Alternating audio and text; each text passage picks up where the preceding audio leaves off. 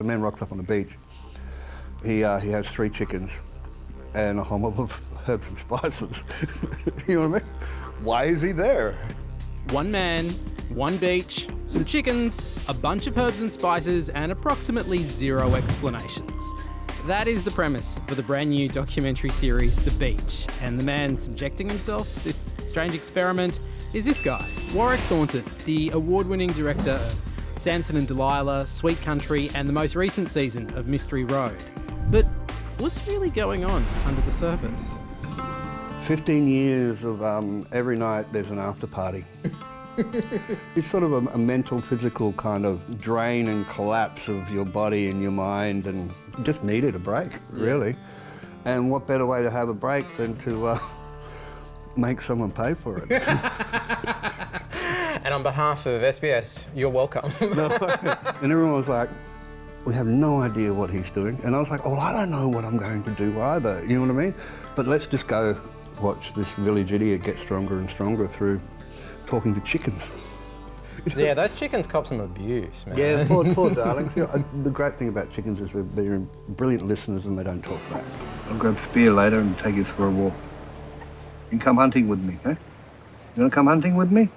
In terms of how you actually made it, though, how many of you are actually up there to make that experience? About 5. Right. I got my son to shoot it because if I was going to skits out, the best person to skits out in front of it's your son, because they kind of know you. I can hear a pretty good argument against that too, but yeah. Yeah, well, kind of if it was a stranger as a cinematographer on it, I think emotionally I wouldn't have been confident enough to talk and to live and to forget that they're there shooting. Grow, you little bastards, grow, grow, grow.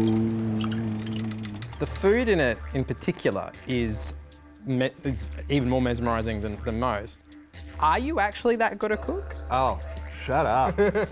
You know, I've spent my life cooking. One of the first things I was taught as a camera assistant, if you learn to cook, you'll get on better with the rest of the crew, and if you get on better with the rest of the crew, you'll have a better shoot. It's both like poetic and really practical. Yeah, so I can cook, and they are my dishes. What was the best thing you learnt about yourself making it?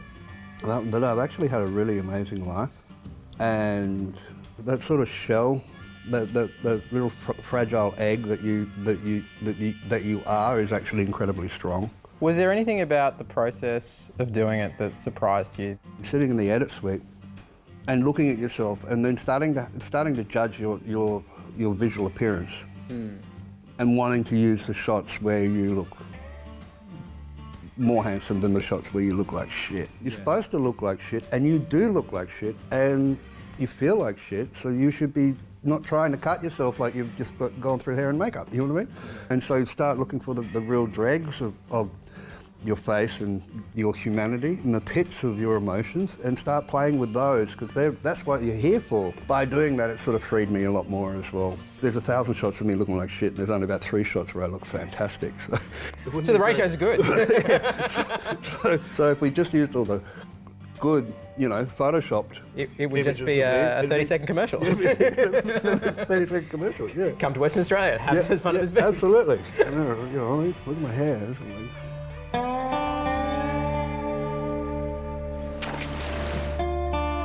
This is very much a romantic version of self-isolation. It's the self-isolation we wish we were having.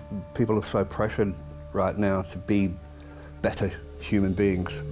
Just survive the next couple of months.